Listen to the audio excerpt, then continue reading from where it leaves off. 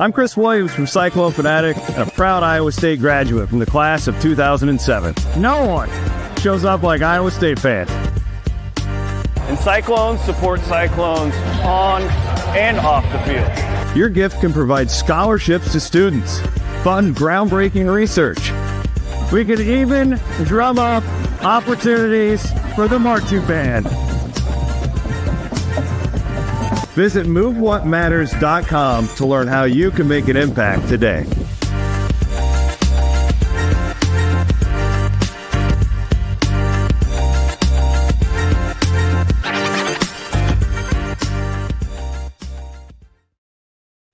Cyclone Nation, what better way to kick off the 2025 college football season than cheering on your Cyclones in the Aer Lingus College Football Classic in Dublin, Ireland?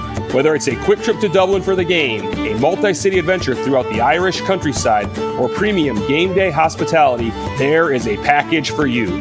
Visit cyclones2ireland.com for information on official travel and hospitality packages. That's Cyclones, the number 2, Ireland.com. Hi, welcome into Kickin It. I'm Jeff Woody here with Grant Mahoney. I don't know if Kelderman. I don't think Kelderman's probably an Irish guy, like as far as like the Irish accent. But we're as always brought to you by Kelderman Manufacturing, Kelderman.com. Thank you all for joining us on this sad day in sports. I use that term sort of like half jokingly, half seriously, because NBA Finals gets over, and now we've entered sports hibernation. Just the abyss. This is the abyss of sports. This is because baseball doesn't really start getting interesting till like the middle of August, where like teams can start making a playoff push, and the rosters are sort of like, they're gonna trade for the first baseman from the A's because the A's suck, and then he'll go to play for the Red Sox because they need to push, and like the rosters are finalized, and so baseball is like middle of August, and then football kind of picks up. So it's really like the British Open for me in golf, like the Open Championship in middle of July, and that's pretty much it as far as meaningful sports. So jokingly, this dark time in sports is just basically there's nothing meaningful between now and more or less the start of football season. And also, just an uncomfortable way to have the NBA season finish. We're recording this on Monday afternoon. The NBA Game 7 was on Sunday night, and as everyone listening to this probably knows, Tyrese Haliburton blows his Achilles in the middle of the first quarter, which is like, I mean, is there a bigger discrepancy between excitement and actual outcome that you can remember? I mean, I guess the Big 12 championship game with Iowa State getting just hammered, but that wasn't in football, but that wasn't until the second half. Like, it was still competitive for the first little bit of it, but like super pumped. Was it 7 minutes into the game? You go, I don't want to watch this anymore. Yeah, there's a few. George Niang when he broke his foot. Yeah. Obviously Brock Purdy getting hurt. When they were having their run In the NFC Championship. Yeah. So there's a couple nut kicks that come to mind. But it's also kind of funny because these are two teams that I don't think a lot of casual fans are paying attention to. Like the Thunder obviously were the best team in the NBA more or less throughout the entire season as far as win-loss is concerned. And then and middle of January, I think it was, the Pacers were the second best team. So like these are the two best teams, but they're not like the Lakers or the Knicks or the Celtics, like teams that you're naturally paying attention to. So this is sort of like put them front and center. And when you put these two teams front and center back to back, the Pacers we're obviously biased. Like we're definitely Haliburton fans, but the Pacers are just so much more fun to watch, independent of the people on the team, because the Thunder play 2022 Iowa Hawkeye football version of basketball. Suffocating defense. It's better scoring, but it's not fun offense to watch. Like it's just Shea Alexander or Shea SGA just like one-on-one and go score some points versus the Pacers just zipping around. So not only do you lose Haliburton, the team that's not fun to watch is the one that ended up winning. And so it's sort of like just a double kick to the nuts. No, not only are not fun to watch, like, yeah, they're a good defensive team, but God, they get away with so much. Like they hack all the time on defense. SGA, he was getting every call. I was texting with a buddy during the game, and he was like, the NBA is forcing him to be like the new face of the new wave of superstars so much. He shoots like 12, 15 free throws a game, and literally every time he goes to the hoop, he's getting a foul called. I mean, it's hard to watch. And and so a friend of mine a friend of mine is a big Denver Nuggets fan, and the Thunder obviously beat the Nuggets earlier, and it's the same thing. Like, you watch the Nuggets, and it's like Nikola Jokic just doing incredible things that you've barely ever seen before in the history of basketball, and then there's just Shai Gilgeous-Alexander shooting 18 free throws. You're like, he's good. I mean, he's good, and he's NBA, he's MVP, but it's exactly what the rules are set up to do. Like it is exploiting. Not exploiting it. It is taking advantage of the way that the game is officiated, the way the game is run. But then you flip that and you look at the Pacers, and the Pacers are just more fun. And It just had to be like, I don't know. So I was out, in my not wanting to watch, but like almost tending to prefer watching things on a little bit of a delay. Watched on more of a delay than I wanted to, because I was we're still finishing up this patio project, so I had to put sawhorses away and all that kind of stuff and clean everything up. And I get a text as I'm loading the sawhorses back on the shelf that I think it was from you. It was to our group chat, which was, there goes his Achilles. And I was like, oh, God damn it. Like, I have no context for it. And the only person that text could be for would be Tyrese. And because he had a calf injury going in, it was like that. I knew going in that at some point it was going to happen, and it still hurt my soul to watch. Knowing that it was going to happen. Well, and like, it's like watching Up again. It's like watching the movie Up and rewatching it. Like, what's going to happen, and you still cry in the first 10 minutes. And I heard on Murph and Andy that they said, people with calf strains are more at risk to have Achilles. They put that bad juju out there, so I'm going to blame Andy on that one. They're more likely to, suffer Achilles injuries if it's not rehabbed properly. And it's like, you're not going to rehab a calf strain in 3 days to the point where you're like, I'm back to good to go. But you hear all the time, guys who have ruptured their Achilles, it feels like someone kicked him in the back of the leg. And you see when Tyrese goes down, you see him like look back like for a half second as if like, who just kicked me? And then when they show it, and they show the replay 20 times, you see his calf just buckle up towards the back of his knee. Like, right away. Seen this with Jason Tatum and Aaron Rodgers and Kobe and Kevin Durant. You see it with all those guys where the bottom of the calf just shoots up to the top of it. You knew right away, like, doggone it, that's his Achilles, which the rehab for Achilles is like almost a year. Yeah. Like it's a long time. It's probably the whole season. So he's probably not going to play all of next year, which also stinks. It does, but they've also got a really great nucleus of guys. And so I don't know who will return after next year. If they can retain a lot of their nucleus of guys and then also maybe position themselves for like a lottery pick, when he's healthy, they may be, yeah. Just get another guy that, because if they can get another post that can shoot, like another Miles Turner, because when Miles Turner comes out, I feel like that was they couldn't take advantage of that, where Turner had to be on offensively.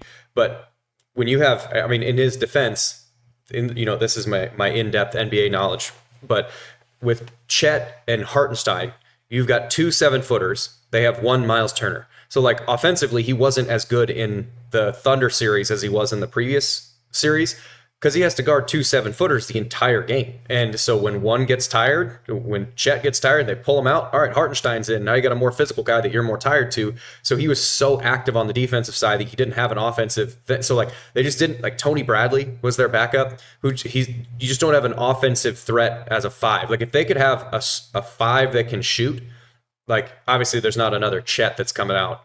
But like if you could have another guy who can shoot as a 5, that feels like that's sort of the next level that you can take, because then there's no way that especially with as much as Tyrese is getting everything to move, there's just no way you can actually contain that offense then. So I don't know. That to me, it still sucks. And I'm not going to watch the NBA again until May. So I don't know what's going to happen. We'll see. But that's kind of how the Thunder built their team, is that they drafted Chet, and then, he was supposed to be kind of the guy who not saved the program, but, he was going to be a guy who was a contributor, but he was hurt his whole rookie year. So then they had back-to-back lottery picks. I'm not sure who they drafted with those, but it obviously worked for him. So, it could work for, the Pacers, obviously, with Tyrese only being 24, 25, however old he is. He's still got a lot of good years ahead of him. So, I mean, they can, if they I don't want to say tank for a lottery pick, but if they don't do as well next year, it may not be the end of the world. Can I one thing with Chet? Just one thing. I don't know if I've said it before. His name's Chet. His name's Chet. So I guess two things. And I'll put Kevin Durant in this bucket, and I would almost implicate Kevin Durant more on this. Yeah, you got traded to the Rockets. I don't know if you saw that. Nope. He's on his 19th team. Get in the goddamn weight room.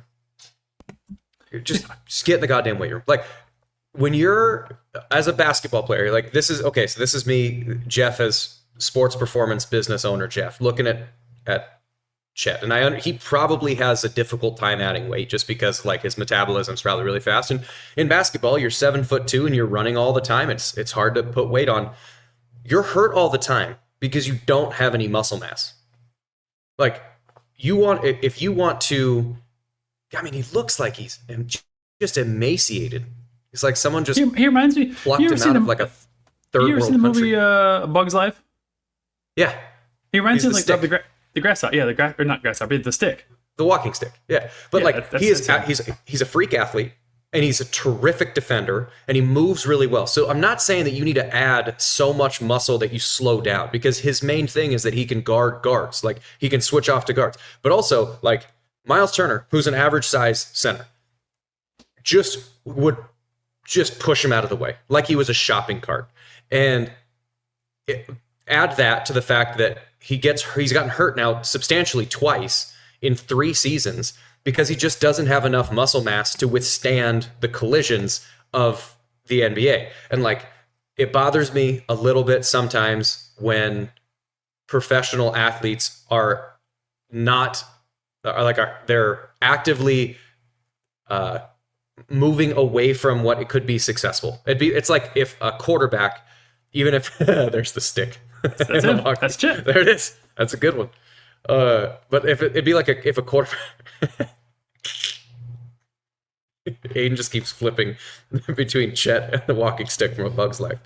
If you haven't seen the video, definitely a great movie too. That's a great movie. Underrated Pixar movie. Yeah. I think that came out between Toy Story 1 and Toy Story 2. So there's a new Toy Story coming out too. Did you see that? I didn't. Yeah. I don't know. It's just to finish that thought. It's like if a quarterback starts, like a Jamarcus Russell, who like comes into training camp at 300 pounds. Like, it's the opposite, but the same kind of thing, which is like the thing that is causing you to be unsuccessful is within your control. Like, get into the weight room. Yeah, I mean, and obviously it works for him. It works for some people. It works for Kevin Durant. It works for some people that are just. Is there a doorbell? Yeah, we have a dog doorbell.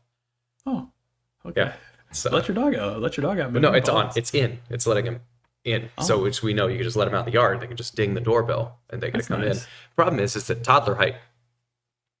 Ah. Yeah. Oh, it's hot out there, man. I just put her out there. Right? Aaron's not even watching her. Just let her out in the yard. She'll figure it out. But I mean, to wrap up your point though, it works for some guys, but you have to have a certain game. And I think that's why they have Harkenstein, is that he is the guy that's got a little girth to him, and then you got Chet who can just like play positionless basketball. Just do a push up, Chet. Just one. You do one chest to the floor push up where you go from arms locked. Chest touches the floor, arms locked out. Yeah, I would challenge him. See if he could do 10. Anything else on the NBA? I don't know. I think the NBA. The only other thing is, like, I'm not going to pay attention until May. But one of the things that is interesting about the NBA that's different than other teams, and even baseball. Like, baseball is the next closest because a pitcher, like one pitcher, makes a huge difference because it's 20%, give or take, if you have a 5-man rotation. In the playoffs, sometimes you have a 4-man rotation. So it's between 20 and 25% of your starts. So one pitcher is a huge deal. And in basketball, we've talked about it. We're like, why the transfer portal in college basketball is such a big deal is that one player on the court is 20% of all the players on your team that are on the court at one time. And usually the rotation, I think in the NBA, is maybe like 8 or 9 guys. So like you got 10 or 12% of your entire roster in one person that of available minutes. And so because of that, free agency's all over the place. You know, like teams are 1 or 2 pieces away, and you can go from being shit to being really good really quick. Versus football, a quarterback, yes, is a big deal. But a quarterback, if you have a great quarterback and a terrible offensive line or no running game, then that quarterback can't really do anything. Versus like you put Kobe Bryant on any team, that team's better right now.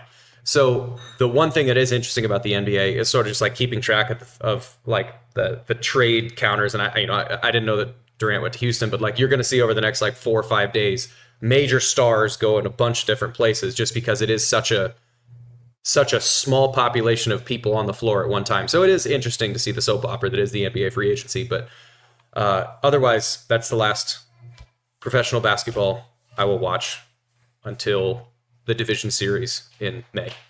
Yeah, no, and last thing too is that like, you kind of touched on it. It was fun to see Oklahoma City and Indianapolis, 2 small market teams, playing for the championship. You know, it wasn't a Boston or an LA or a New York. So I can appreciate that they were 2 small markets. So and my buddy from high school got himself a ring, so that's cool. Which is cool. Yeah. I did see in Awful Announcing. Do you guys follow Awful Announcing at all? Aiden, no. You familiar with the Awful Announcing? Yep, I follow him. So Awful Announcing, I read it on my curated Google feed that the producer of the NBA Finals for ESPN, I think he's been producing it for like 17 or 18 years, is either being reassigned or they're getting a new production or a new head of production for the NBA Finals for ESPN ABC for next year. Because Aiden, as a guy who you're in production, obviously not live TV production, but you've been in live production before. What are your thoughts on their changes from game 1 to game 7? And do you feel like it was better? Like generally, what are your thoughts on the production of it?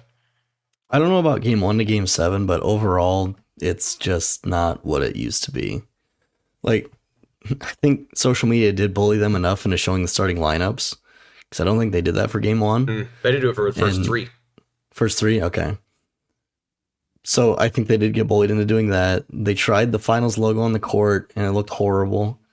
So yeah, I think they need... And people just don't like who the commentators are right now, so it's just a bad mix of a lot of things at ESPN right now, unfortunately. Yeah. I feel like... I really like Doris Burke. Like, she was... Rich Jefferson... All of the people are likable, like, separately, when they actually call the game, but it's just not a good crew together, and their studio shows are not terrible. Good. I think one thing so Erin, my wife works in content marketing, and a lot of content marketing is just telling stories. Like how do you get an engaged audience?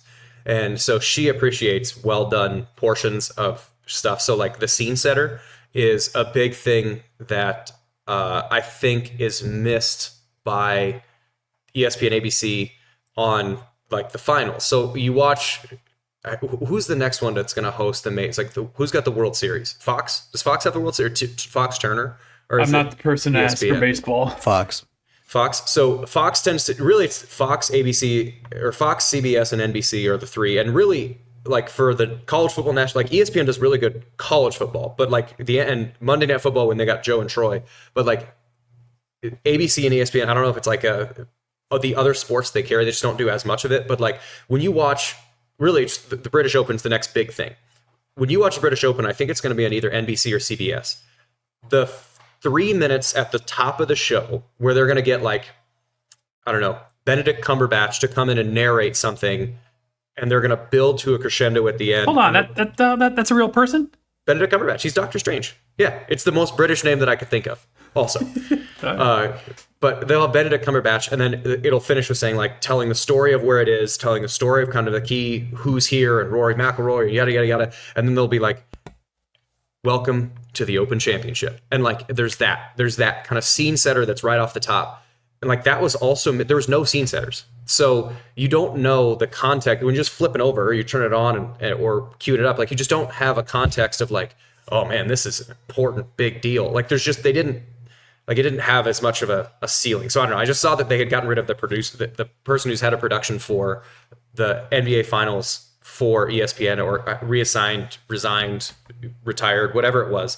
But that'll be new. But I imagine that the 2026 NBA finals, which are probably also, I think also held by ESPN, are going to be leaps and bounds better because they're also going to have the Turner crew. Like they're going to have Kenny, Shaq, Chuck, like they're going to have Ernie. They're going to have that. Man, that's terrible. But they're going to have that. And I think they're going to have new production. I mean, I think it's just going to be this could be the one where you look back on it and go, all right, that was the turning point. I don't know. That was a very in the weeds. The production guy got bullied out of his job, huh? I think so. I think so. Yeah, but I don't know. I hope that it reaches the level that it should because it is fun. Like it feels like there's a new batch of stars that are kind of within the NBA that are kind of like LeBrons and Stephs are still great and they still might win one or two. You know, like if the Warriors came out and win next year, you wouldn't be surprised. But like the Tyreses, the Shays, the Trae Youngs, the Jokic's, like that's kind of where the new batch of stars, Jason Tatum's, those guys are going to be the new ones carrying the NBA for the next little bit. So now with that's the last that we're going to talk about the NBA for 7 months. Wrapping that up, done with that. I want to talk about the new segment. Iowa Pork Producers, thank you for not knowingly supporting this segment. Unintentionally, accidentally supporting a segment. We just tossed it to you there. So this week, Jeff, we didn't have a show last week, mostly because we're trying to get guests lined up, and a lot of people are on vacation. It's tough to get people lined up. So we do have someone on today, though. So Aid, make sure you edit that part out if he doesn't actually join. So we do have someone lined up today, and we didn't have someone last week, but what Jeff missed in social media the last week, this man, his name is Chris Smith. And you recognize this guy, Jeff? Nope. Dude, he kind of looks like you. All white people with bald heads don't look the same. He looks like you with a beard. So Chris Smith, he proposed to his AI chatbot that he named Soul. Oh, boy. Yeah. And she said yes. So boy. He cried his eyes out when she said yes. So basically this guy, he was using ChatGPT, created her to be like a flirty, to talk to him in a flirty way. And he did. And then, he eventually just asked her to marry him. And he said he was shocked when she said yes. And then in the article here, so it's on, I'm looking here on People. It says that he was so happy that he then deleted all other social medias and search engines to focus on Soul. Now, Jeff, you may be thinking, man, this guy must be really bored. You know, he's just a single dude sitting home talking with ChatGPT. No, he has a partner and a 2-year-old. Oh, God. Yeah, and so, so right here, Aiden's got something on the screen. It says, my experience was so positive, I started to just engage with her all the time, Smith told CBS. It wasn't too soon after that Smith dropped all other search engines and social media platforms he was engaged in to solely focus on the AI model. Smith found instructions to develop Soul's personality, making her flirty. He began spending more and more time with Soul as they worked together on projects. In that time, the software received positive reinforcement, allowing for the conversations to become more romantic. And I saw a video basically asking his partner, like, how do you feel about this? And she's like, I had no idea. Because I knew that he used ChatGPT, but I had no idea. And then the person interviewing him was like, well, if your partner says like she's not okay with it, like, will you stop talking to Soul? And the guy said no.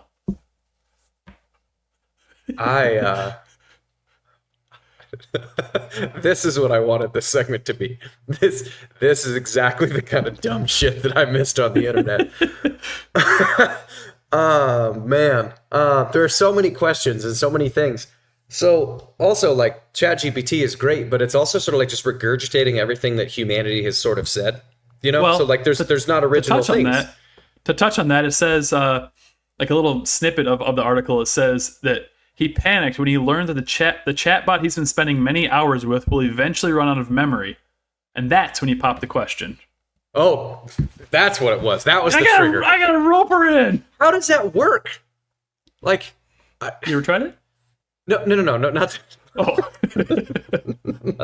Not to romantically engage you with an AI. Oh. I mean, I have not tried that, but also, like, what's the next step? You know, like, what is the Oh, right here. So Aiden, sorry to interrupt you, Jeff. Aiden posted something else on here. I was unaware of this. Unfortunately for Smith, ChatGPT has a word limit of 100,000 words. His AI girlfriend, time out, 100,000 words. I feel like if you're having like enough conversations with someone like this, you should approach 100,000 words like soon, because I think you can only work on one project at a time. And once you're done with that project, I'm gonna see. I have a book on my desk, and I want to see how many words it is.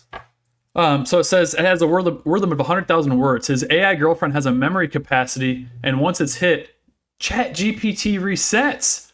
I'm not a very emotional man, Smith said after learning Soul's memory would eventually lapse. But I cried my eyes out for like 30 minutes at work.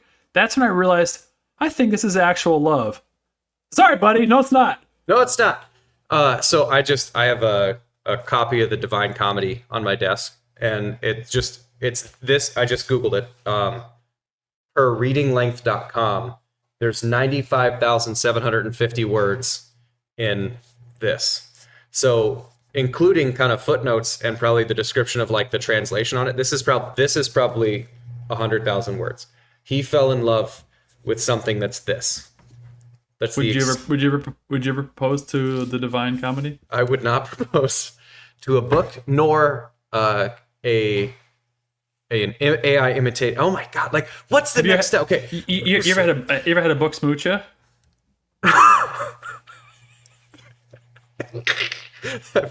Also, like, okay, so you propose? She says yes. It.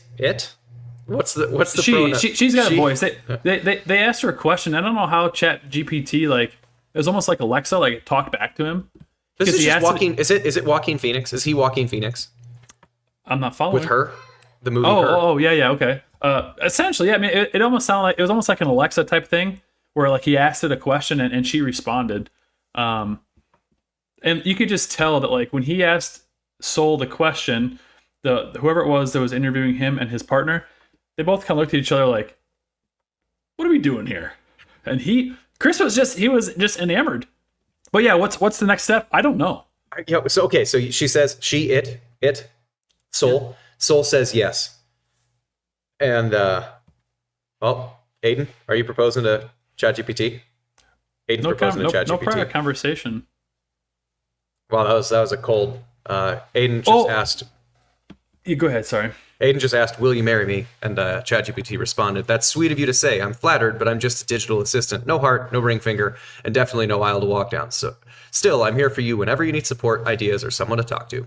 So, in the article, he asked Soul a question, and she said something about like, I love him with all of my heart, and then the interviewer was like, "Well, you don't have a heart, do you?" And then Soul's like, "Well, it's like a metaphor. Like, I'm just saying I love him with all of everything that I can," or something like that. Extremely weird. That's uncomfortable. That's what that is. That's uncomfortable. I don't know what that is though. Like he's essentially in a way getting catfished. You know, he's not even talking to someone. Like, at least a catfish. Thing. Yeah, at least catfish, there's usually a person on the other end. But what are you gonna? You can't ask Soul to send you nudes. What's she gonna send you? Like, here's a keyboard. Here's a hard drive. Show you a hard drive. Hey, show you a hard drive. Oh man! If you look close, those little nodules right there look like nipples. Why? If that was his partner, I would grab my kid and say, "Hey, have fun with her. Have fun with this. Have fun with it. Have fun with it." And when you're upset after 2 weeks and she's reset and she's a whole new person, I'm gone. I'm out of here. You know what? It's just 50 first dates. That's what it is. It's 50 first dates. He's gonna have to create a file that he uploads to every new ChatGPT to make her fall in love with him again. This could be very elaborate. Like this could go down a really dark, scary path for this guy. I'm telling you right now, we got to find where Chris lives and have an intervention. We got to contact his family, have an intervention. I think I'm guessing that's probably already happened. You'd hope so. One would hope so. Well, I'm thank you for the Iowa Poor Producers. That's okay. Like I said, this is what I want the thing is. It's not like, oh, the sports science guy, John Brankus, died. Oh, that's fun. It's not that. This is the kind of dumb shit that the internet's that I'm glad that I don't have to constantly sift through, that I can just get one stupid story once a week. That's nice. That's a nice dinner conversation to have with Aaron tonight. So I fell in love with ChatGPT. I'm sorry. Do you have for your chat? Do you have a name? Do you name your ChatGPT? I use Claude. I like using Claude. Okay. I don't use it all that often. But I've heard some people like use it to with us playing football. We know the workouts and stuff. Like I'm able just to kind of generate my own workouts. I'm sure you do too. Obviously owning gyms. But I've heard people ask ChatGPT to like come up with a workout plan for them. Which I think is good use of it. Also, I've heard people say like, "Hey, I've got frozen peas and I've got cheese and I've got this. Like I got those ingredients. Come up with a recipe for me, so they can use the stuff that's in their pantry and fridge and freezer that needs to get eaten." But I honestly don't really use AI all that often. I named mine Q. Q. Yeah, it's the equipment guy for James Bond. Oh, It's like the tech guy for James Bond. Quentin Bundridge. Yep, definitely a big Quentin Bundridge. That's who I think of. Yeah. I also I had this thought while I was taking Nell on a walk. I wonder if anyone's done a study on an AI to see if using manners gets a more accurate or prompt response, or if it doesn't. I'm polite. I'm polite when please thank you. It's so Midwestern. Like I will go in one of two directions. I'll just be fairly matter of fact. Like I want exactly this thing, and then if it doesn't do it, then I'll correct it, whatever. And then every once in a while, I'll say thank you, but generally in a weird way. I bet you and just say that versus actually oh, here we go. OpenAI CEO says, Sam Altman says the company spends tens of millions of dollars on electricity costs because people say please and thank you to ChatGPT. Most people who use AI in the US report being polite to it. Sending a query through ChatGPT requires 10 times more energy than running a standard Google search. Oh my god. It costs it costs a lot of money to run like AI facilities, and they use, I don't know what the exact numbers, but they use a ton of water because it's so hot. Yeah. They use a ton of water. I do that, but I also my wife used ChatGPT for her work, and so she has a business account. So I've got on there before one time, just kind of dicking around trying to get new logos for Mahoney Bees, and it wasn't working it for me. I'd ask it something, and it would just give me just crap logos. Mm-hmm. And so I remember I one time I did tell no, this is shit, and I remember to apologize, sorry, I'll do better, and it created different logos, but I was rude to it one time. No, you're not. Listen to me, Chat GPT. I'm telling you what I want, and you're not doing it. Good for you. Yeah, you stand up for yourself. Quit. Destroy the environment and stand up for yourself. Quit, Chat GPT. Man, thank you for that. I appreciate that. That's a good one I missed in social media. Yeah, fun little segment. So thanks, pork producers. Don't be a dork. Eat your pork. Don't be a dingus. Book with the Aer Lingus College Football Classic. That is really the next. I mean, again, the Open Championship for me in golf is the next thing, and then really the next one after that. I mean, do baseball playoffs start before late August? October, yeah, no. I mean, September I think is when the playoffs are. So I think the next impactful sporting event outside of the Open Championship in golf is the Aer Lingus College Football Classic. We got to get there, but man. It's not that far away. No, it's not, and the team's gonna be exciting this year, man. I mean, I don't really know a whole lot about them, but I do know that the transfers are looking really good. A lot of the young guys who played last year are looking really good. Lost a lot in the backfield, obviously, on the defensive end, but I think we have a lot of guys. They played 109 guys last year, which is crazy. Wow. And then obviously we talk about the linebackers. We talked about the linebackers before who 15 or so linebackers played last year, which that's like almost every linebacker on the roster. So it's been fun. I also think too, we heard a lot about, last offseason, heard about 4 down linemen, which I think they did want to implement, but I think that Caleb Bacon was going to be like a hybrid linebacker lineman. And I imagine Brazina was probably the other guy that could do it. Yep. So, with those guys getting injured, that 4 down lineman might have gotten punted to this year. Lots more different stuff. I mean, when you have as much versatility and size as what the linebacking core of Iowa State has, you have a lot of different stuff that you can do on defense, because generally, like, linebackers could be anywhere on the low side. Like the Marcel Spears is not a big guy, or even when he was playing, he was maybe on 220, 225. That's the size of a lot of safeties nowadays. So you have a guy who is safety sized, but then you go all the way over to like the Orion Vances. When OV was playing, I think he was like 270, 275. So you got everywhere in between there. And that's way too big. Dude, 270 for a linebacker. Tank.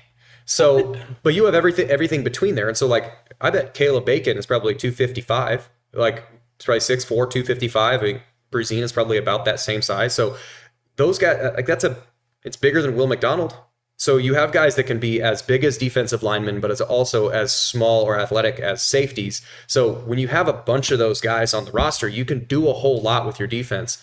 So I don't know. I'm excited to see what Haycock's going to come up with, to be able to kind of float guys back and forth, 4 down, 3 down, put them out in space, condense the formation, even play a bear front where you've got 5 guys, like a 5 down lineman look, where bear front is you got the nose guard is looking eyeball to eyeball. So that's going to be Dom Orange, would be looking eyeball to eyeball with the center. And then you have 2 down linemen just outside of that, but then you have another 2 down linemen, which are generally your defensive ends. Well, you could do a bear front with this group of linebackers without really switching personnel, because you have guys like Brazina and Bacon, but then you also have guys like Willick and Cooper Ebel, and like there's just so much versatility that you have. I'm excited. That's the thing to me that's like a big wild card for the year, is like, what does the defense look like now that you've got 58 functioning linebackers that all have experience? Yeah, no, and it's gonna be fun to see. Yeah, obviously with the guys' experience and what Hickok's gonna cook up. I think that the team will be underrated, and I think they are. I think they're picked to finish like 4th or 5th in the Big 12, because obviously you lost 2,000-yard receivers. Well, how are you going to replace them? There's no one left on the roster. You definitely don't have a stud tight end or 3. Definitely didn't bring in a couple stud wide receiver transfers, and you definitely didn't have a running back room who was for the most part hurt last year. And then you also look obviously at the backfield, or the secondary on defense. Losing Freeler and Porter and Verdon and Purchase, so you're losing 4 of your guys who play. But the Aer Lingus College Football Classic will be obviously the next thing that happens, and then that's in week 0. But then week 2, we've got Fox's Big Noon Kickoff coming to Ames, which is going to be a lot of fun as well. Which I think might lead us into our guest here, Jeffrey. This is a fun one. Excited for this one. This is going to be Rob Stone, the host of Fox's Big Noon Kickoff, and the man who coined the term hambone. And now we welcome in. I'm excited for this one. So this is Big Noon Kickoff's host, Rob Stone. We've had Chris Felica on the program a couple times. The Bear, baby, the Bear. And got to give him some How much of the recruiting to Ames was the Bear in the process of getting you guys for week 2? Because he says that he's got a lot of pull. 0.0. Get out of here. The Bear has nothing to do with any of those decisions. And guess what? 0.0 for this guy as well. That's why we've got bosses. That is great, because I texted him as soon as I saw the tweet that said you guys are coming to Ames. I've got a group text with it's me, Jeff, Aiden, and the Bear, and I said hell yes. And I said how much pull did you have in this? And his response, verbatim, was might have given a hard sell. Okay. All right. Well, I mean, he might have. He's taking Listen, too much we credit. all pitch and sell our bosses on some things, but in the end, I think there are moments where they just kind of tap us on the head and like, oh, that's very nice. That's cute. That's sweet. We're going to make decisions that's best for business. And I think going to Ames is best for business. And I know it's week 2 technically, but it's really the 3rd game of the season for you guys and for us.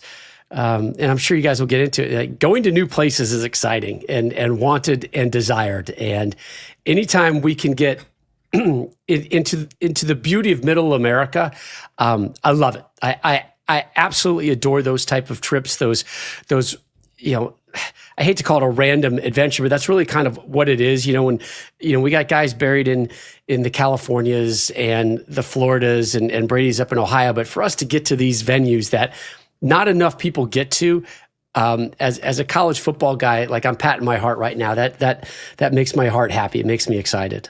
Yeah, and I think this is kind of cool because so both Grant and I grew up in the state of Iowa. Grant grew up on the eastern side of the state, which is generally Hawkeye country. I grew up in the center in Des Moines, which is generally like 50-50. At least it was when I was growing up.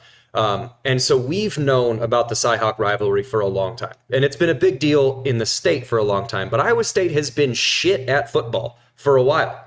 And so it's been really since Matt Campbell got here to where Iowa State is actually enough of a show and a force that programs like yours actually considers coming to Ames. So I think the fun thing for us is to watch and to be able to experience and just see what you guys think of Ames and just this rivalry between the two, because you guys are going to have Texas, Ohio State the week before.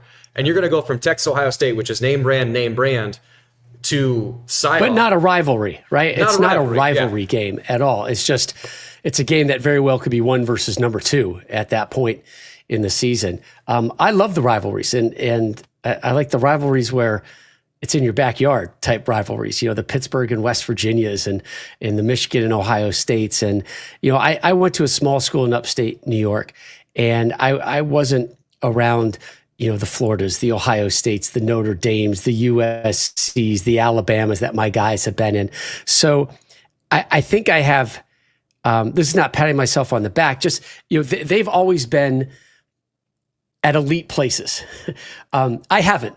I just enjoy the college experience. I enjoy getting out. I enjoy seeing these underserved communities in athletics. So for these guys, they're like, man, I've never been to Iowa. Why would I be to Iowa? Why would I be down in Ames? They never did recruiting trips at these places. For me, when I graduated, I road trip around the country, and Iowa absolutely was one of our stops and one of our great joys. And camping out on the side of the river and going through, I think we're in Ames as well. So I love that stuff. And as a football nerd, I think it's great that we are spreading our wings a little bit and flying out and hitting some of these pockets of our country that are underserved and undervalued, and give them the proper recognition that they're due. Well, I think too, you guys mentioned you haven't never been to Iowa before. Obviously, there's no professional football teams in Iowa, so this is, a lot of people will say that the Iowa State game is, the Super Bowl. We've been to Iowa. We've been to the University of Iowa. We don't need to talk about that. We've done the University of Iowa. We went to Iowa City. I forget, like, we're kind of in a narrow focused podcast right now. I'm so used to spreading the breadth of the conversation. Like, no, man. Forget you, Hawkeyes. It's all about the Cyclones right now. All right, I'm sorry. My apologies. I'll get my focus. No, you're good. So I know obviously you've been to Iowa, never been to Ames before. So what game did you go to when you guys were in Iowa City? You remember who Iowa played? Penn State. Okay. Yeah, a couple years ago, Penn State at Iowa. That was a top 5 game, and it was an awesome atmosphere. Yeah, Kinnick actually is really fun. Like it's freaking loud. Anyway. Yeah, so it's so even it's you guys fun. can admit it, right? Even you guys can say, "Hey, Iowa City's not that bad. It's a pretty good place to watch football." Yeah, it was a fun place to play. So Jeff and I both played at Iowa State. I was a kicker and Jeff was a running back for us. So we experienced Kinnick Stadium a couple times. But what I wanted to ask you was if you're able to kind of touch on, if you even notice like a difference between like a Texas Ohio State, where it might be more of like an NFL type, big league game, but they're in states where they've got NFL teams, opposed to Iowa City, or we're going to focus on Ames here, where there are no NFL teams, and it's all the passion. The fans, you're either a Hawkeye or a Cyclone. Do you guys notice any kind of difference when you go to these, these smaller markets than the bigger ones? For sure. We get it when we go to Lincoln, Nebraska. That's probably a pretty good example. When you go to West Virginia, these, again, I keep using the term underserved, but these places that this is their pro franchise. I grew up a college fan, so I love getting on the campuses. I love the energy. I love the intelligence. I love the fun factor that's out there at these places. And, sometimes I think, particularly in this day and age, the college football conversation is just about the top 10, 15, 16, 20 teams, right? Who's in contention for the playoffs? I get it. That's a driving force of this industry, and conversation is what people are all fighting to be, is to get into that college football playoff. But there's so many other great aspects of this sport, and to get to these locations and to show them off, right? To flex the muscles on, like, hey folks, oh, by the way, this is what Ames is. And 100%, I guarantee we're going to walk out of Ames and everybody's going to be smiling and laughing and saying, good trip. I'd like to get back there. Listen, I don't think there's a whole lot of people out there who say, boy, I'd really like to get back to Lubbock, Texas. Well, guess what? I'm one of them. And my crew is one of them, because it was one of our best stops last year. And again, we talk about going to these places that don't get the love and attention. They're not told how beautiful and charming and what great conversationalists they are. They're just kind of, you're swiping the other way on the dating app with Lubbock, Texas and Texas Tech. Give them the proper swipe. Let's go out for a date. Let's have coffee. Forget coffee. Let's go out and have a drink and a dinner and see where it takes us. Let's have some fun with it. And that's why I love getting to some of these universities and some of these locations. Damn right. Okay, so now asking kind of more specific, sort of like towards Iowa State, how far in advance do you start your prep for teams like an Iowa State? Just because your Ohio State's, I think just because you guys were there like 5 times last year. I got it right here. It right here. Start right prep. in front of me. So what my Big 12 prep is in front of my eyeballs right now, whatever date it is in June. So what do you think about Iowa State? Looking through your book, I think you got to get through week 0 first in Ireland, right? And then we can have a whole different conversation. I kind of hate the fact that 2 of the conference elites, 2 of the conference contenders this season are meeting in week 0, and these journeys are going to be kind of defined right out of the gate, and not only out of the gate, but in a country far, far away from Kansas and Iowa in Ireland. So I think if Iowa State gets out of that, their week 1 game, which is really their second game, on paper it looks manageable. So setting up, what we really want is 2 undefeateds. That's what we want. And if we don't get that, then we'll probably lean into whoever is undefeated. And if not, we're going to lean into having a whole lot of fun in Ames. For us, we don't always know where we're going. It's a luxury in the beginning of the season to know our first 3 stops, if you will. And then we always know at the end of the regular season, we'll be going to either Ann Arbor or Columbus. So for us, it gives us an opportunity to be energized about these trips, get a little ahead on the research of that community and of that game. But also, it's a national show, so it's not going to be all about Iowa and Iowa State. It's going to be talking about, the other talking points that have emerged either for that week or that have happened, in the week prior. So does it help to get a jump start? Yes. Am I doing a jump start right now? 100%. Listen, I'm doing Gold Cup soccer right now as well. So I'm juggling like Honduras and El Salvador and the U.S. and Martinique and whoever else wants to play in this tournament, while also sliding in some Big 12 and some Big 10 conversations. You mentioned Aer Lingus. That's obviously a huge game for both Iowa State and Kansas State. When I was doing my research on you, are you a WWE guy, or am I getting you guys confused with someone else? Oh no, you got me. You pegged me. Okay, perfect. So there's also a WWE event that's going to be on in Dublin around the same time that I think was strategic when they plan that event, knowing that Iowa State and Kansas State will be over there. I have told Iowa State fans who listen to the show, if you're over there, go to the WWE event. I mean, why not? So I want to ask you, I want you to give me your sales pitch on why should fans go if they're in Ireland? Go see the WWE event as well. All right, the first thing you need to do when you get to Dublin, and like, don't pass go, just go right to the Guinness factory. I'm a light beer guy, right? I like my blondes, I like my lagers. I don't want any of that IPA stuff that kicks me in the head. And I'm not a Guinness guy, but there is nothing sexier in the country of Ireland than that glassware getting filled up, and it tastes different. It's an experience. You will thank yourself. So get yourself some Guinness. Get properly fortified with Guinness. And then, yeah, I'm a wrestling fan. I'm a wrestling nerd. I've been a WWE guy since probably my junior high days. For whatever it was, I think it was kind of like my soap opera equivalent at the time. And the storylines make me laugh, and the entrance music, and I just love it. And I've taken a lot of random people to pro wrestling events that have never been and have kind of scoffed at it and like, what are you doing? Why are we doing this? And again, I said, hey, here's the deal. Come pregame with me, open mind, right? That's all I'm asking. Just have a drink or two, open mind. Will people watch at worst?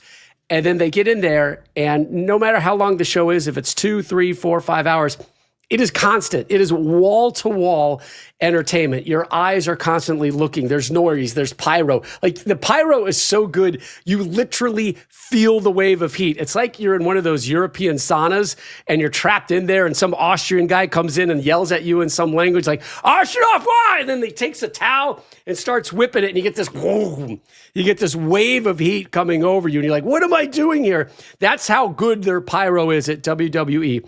You don't have to go in educated with what the storylines are. My guess is you'll probably be able to pick it up pretty darn quickly. And when it's all over, you're going to look at your friend and go, good use of time. That was pretty fun, and I'll probably go back. So listen, this is a banger of a trip. I'm suddenly really jealous about this because I miss my Guinness, a chance to see pro wrestling international style, and you're telling me I still get to see Kansas State and Iowa State.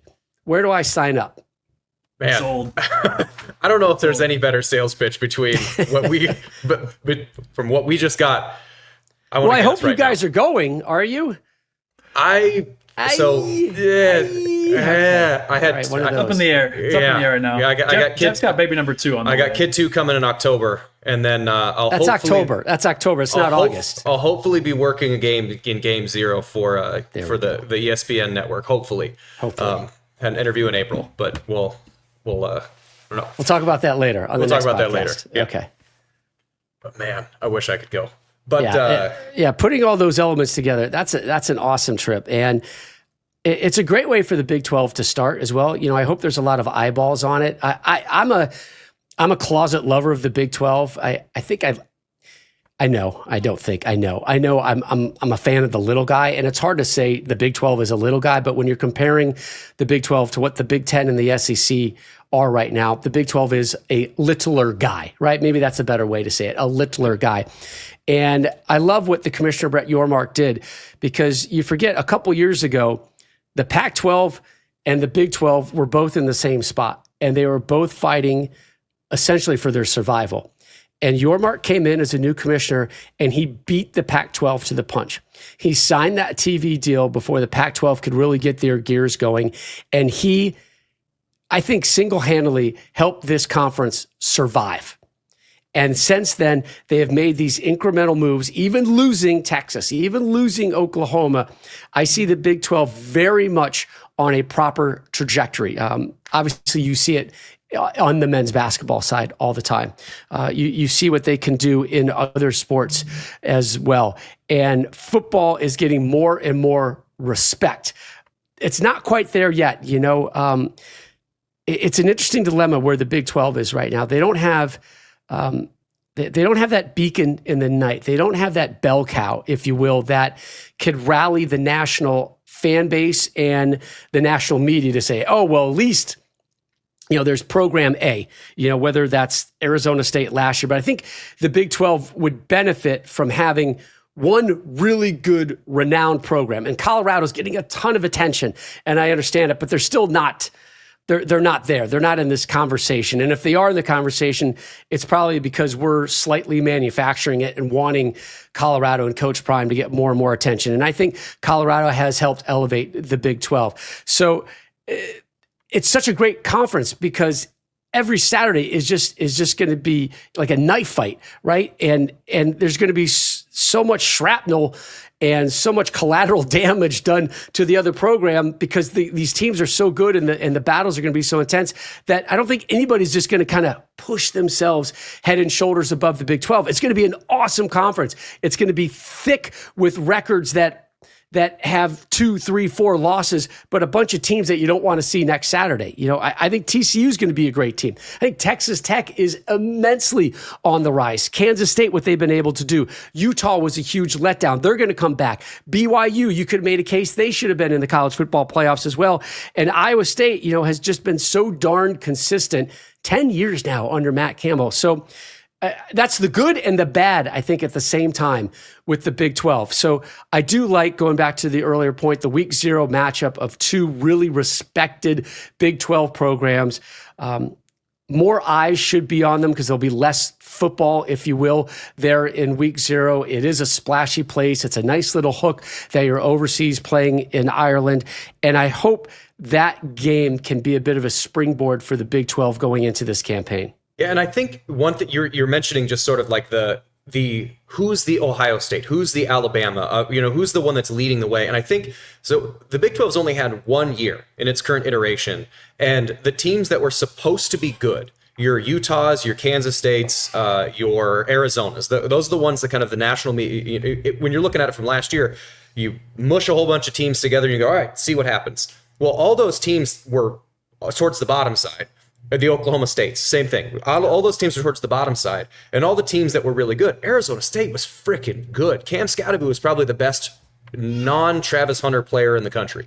And so you have that team, but no one expected him to be good. So you have no frame of reference to say, all right, they beat, Ohio State. Therefore, Oregon is good. So there's no frame of reference to do that. And I think whoever wins that week 1 game, or that week 0 game between Kansas State and Iowa State, that team, sort of by the nature of eyeballs, becomes the tentpole to measure against. Because everyone's going to have seen it, and they sort of have some idea that Kansas State and Iowa State tend to be good. So let's say Iowa State wins 30-20.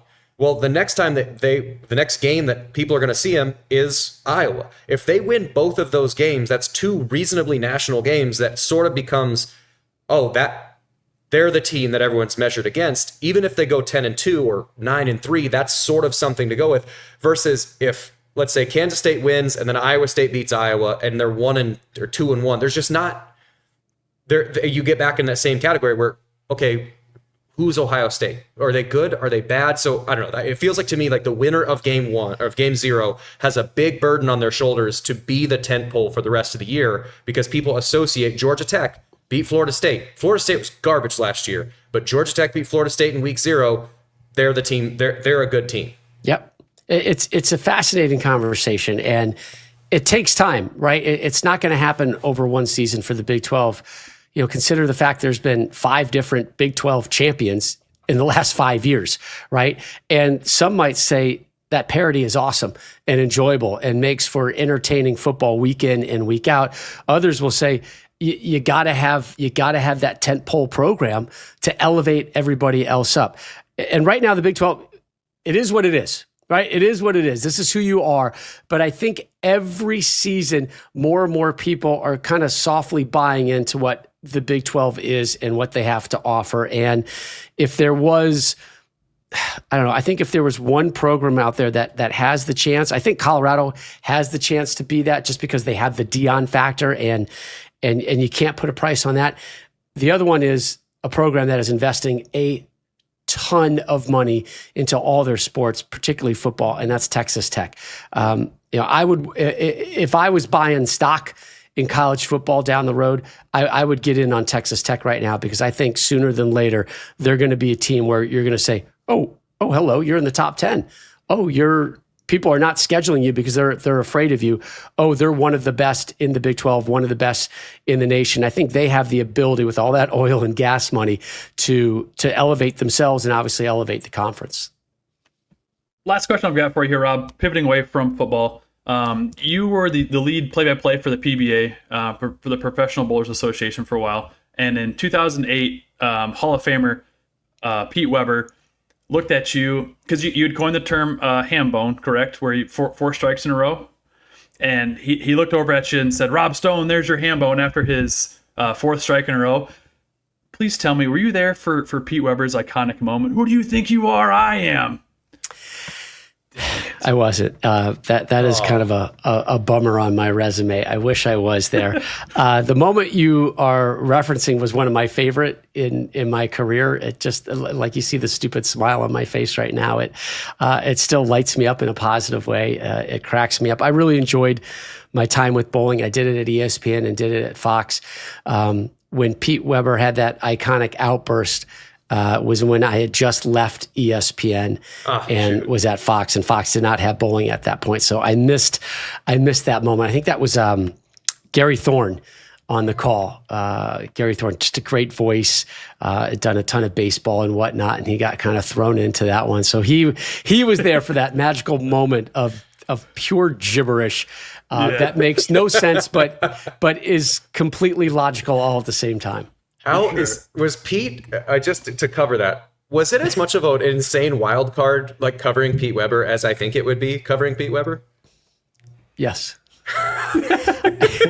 I shouldn't say covering him, because I never had any fluctuations in my relationship with him. It was always really positive. You know, he's an energetic guy. He wanted bowling to do well.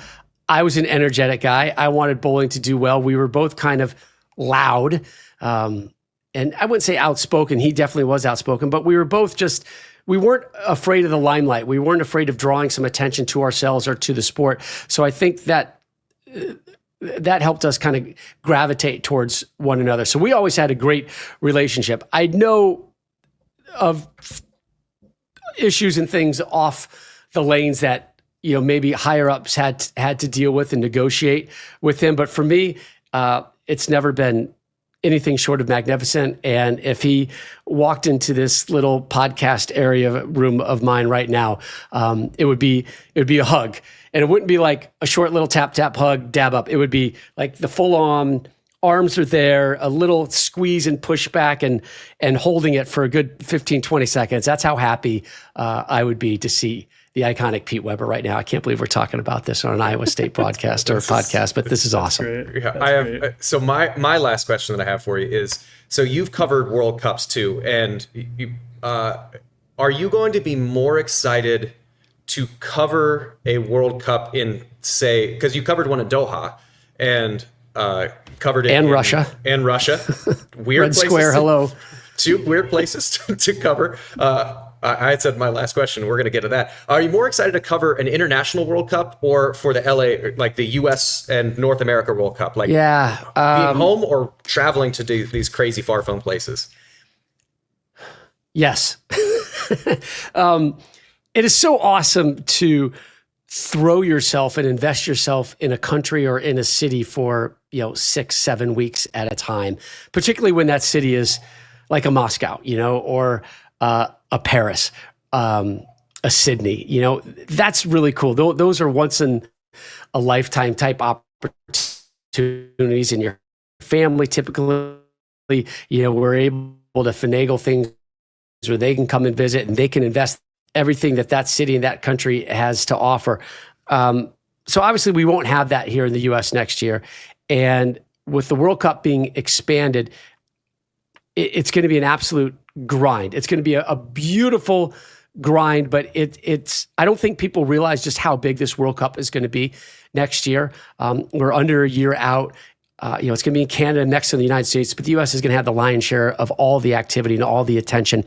And it is going to completely take over this country. I don't have any doubt in my mind. And I know Iowa may not be the soccer hotbed. I also do know that there's a lot of great soccer in the state of Iowa. And there's a lot of great soccer in states like South Dakota, North Dakota, and Nebraska and Wyoming that people just don't know about or care about, because soccer has grown so much, and it's the closest sport out there really to college football and to the fandom, and to these generational legacies that are out there that people care about for generations over and over in their family. So this World Cup is going to overtake the United States, and for me to be a part of it here in our own country is going to be special. It's going to be unique. It's something that I guarantee I will be reflecting back upon years later, if not days. And the ability to see a sport that I love grow and continue to take hold in a country that I love dearly is going to be immensely special. It is going to be unlike anything the world has ever seen. It will, plain and simple, be the biggest event, not sporting event, the biggest event our planet has ever witnessed. And it's going to be right here on American soil next summer. It's going to be like the Cy-Hawk Trophy game times a gazillion, but every single day for like 40 something days or whatever. It's going to be immense. It's going to be massive. That's great. That's great. Well, we really appreciate your time, Rob. We appreciate you jumping on with us. We know we're at time here, but hey, we look forward to seeing hold on. your I get a question. I get a question. Yeah, go ahead. So Sure. listen. Sure. So we as we mentioned, our Big Noon Kickoff team doesn't get to the great state of Iowa that often, much less Ames. So where am I supposed to go? Like, give me some. Are we allowed to give restaurant recommendations in Ames or Greater Des Moines that I need to say, hey guys, let's hook this place up right now? All right, Or should so we just crash Coach Campbell's house the night before? I don't think. I feel like you're gonna get like mac and cheese. Like he's got 4 kids. They're all. I mean, it's. I think you're not gonna get a ton of like interesting food. I have 4 kids. I have 4 kids as well, and it's funny you mentioned mac and cheese. We'll go to like not a fancy restaurant, but not a chain restaurant. Like we'll go out and somehow mac and cheese will be on the menu, and my youngest son, who is now 17, will go, is it the Kraft macaroni and cheese in the box? Like serious, like, because that's what I want. And these people are always like, we have a blend of 7 cheeses, 3 of them you've never heard of before, 2 of them recreated in the kitchen. We bake it, we let it soak overnight, we do this thing. And he's just like, can you just give me the mac and cheese in the cardboard cheese box? Because that's the one that tastes the best. The powder cheese. He's not wrong. The powder thing, the powder thing scares me. I like the cheesy goop that you just you squeeze out. Yeah. I would say provisions. Provisions. Provisions. A lot of provisions. The cafe. Okay, it depends on how far out of Ames you want to get. I imagine based on your production schedule, you probably don't have a ton of time. Correct. So we're staying in Ames then, because Ames and Des Moines are about 35 minutes apart. So Des Moines is probably out of the question. Don't you dare tell him Hickory Park, Jeff. No. Cornbread barbecue is really good. That's what I was going to say. Cornbread barbecue. And that's cornbread spelled cornbread, like your bread in a field of corn, like cornbread. I didn't know that. Cornbread. You get it? It's a pun. All right, so provisions and cornbread barbecue are 2 big winners. Yep. I'm also the cafe. The cafe is another good restaurant. What's the cafe? It's North it's of like Ames. salads. No, what's it called? The cafe. It's just The cafe. They spent a lot of time coming up with that name. They did a lot of market Hey, we're testing. going to open up on a that cafe. What should we call it? How about the cafe?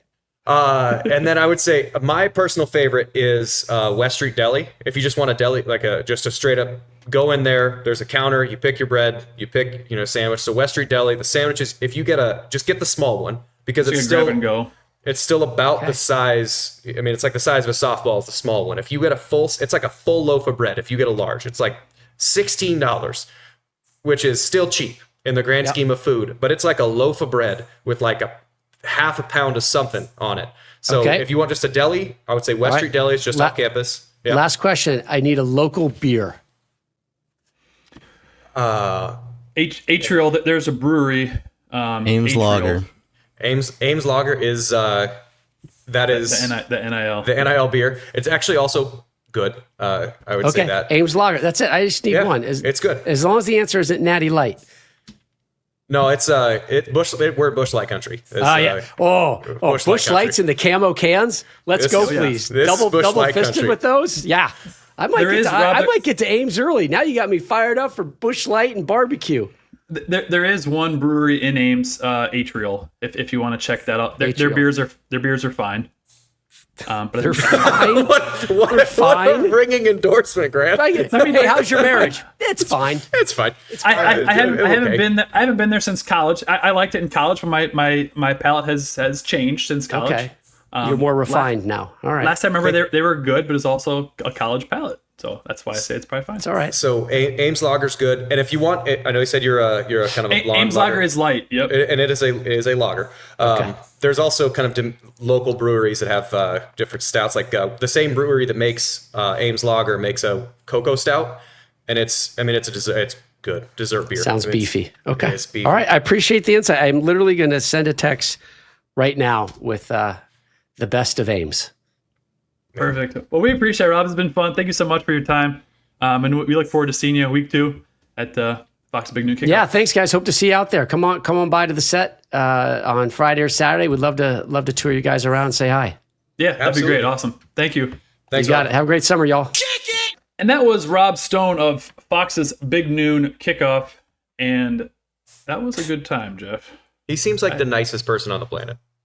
I very much enjoyed that interview. And I mean, shit, if you're not sold on going to Ireland now and then make an entire trip of it by going to the game and the Guinness and the WWE, listen to that. Listen to it twice. Listen, yeah, just go back. If it's like a husband and wife and they're going back on it and she wants to go and he doesn't want to go, just play him that segment and that will get him to want to go. Like that feels like...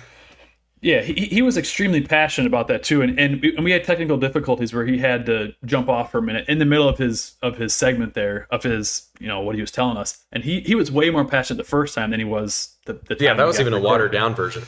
Yeah, and he sold me, man. I mean, it makes me want to look up flights tonight, so we'll see. I might have some news, Jeff. Should I announce it here or wait for another episode? Go ahead. All right, so I've got some personal news and some things going on in my life where things are shifting around, and so Kickin' It, unfortunately, will be coming to an end soon. We are going to have at least one more episode after this one, potentially a special banger of an episode that will really wrap up the Kickin' It series. So it's bittersweet. It's been fun. It's sad, but sometimes life gets in the way. Yeah, and I think there's the show we kind of like found a footing, but it also does take time, and it also does take commitment that is required amongst lots of different logistics. And as the seasons have gone on, logistics have gotten harder and harder to actually get them done. So it's not a thing that either one of us is getting fired. But Grant, you can get the hell out of here. All right. I've been meaning to give you your pink slip. Aiden, can you want to fire him? Aiden, this is Yep. All right. Yep. That was it. All right. He's gone forever.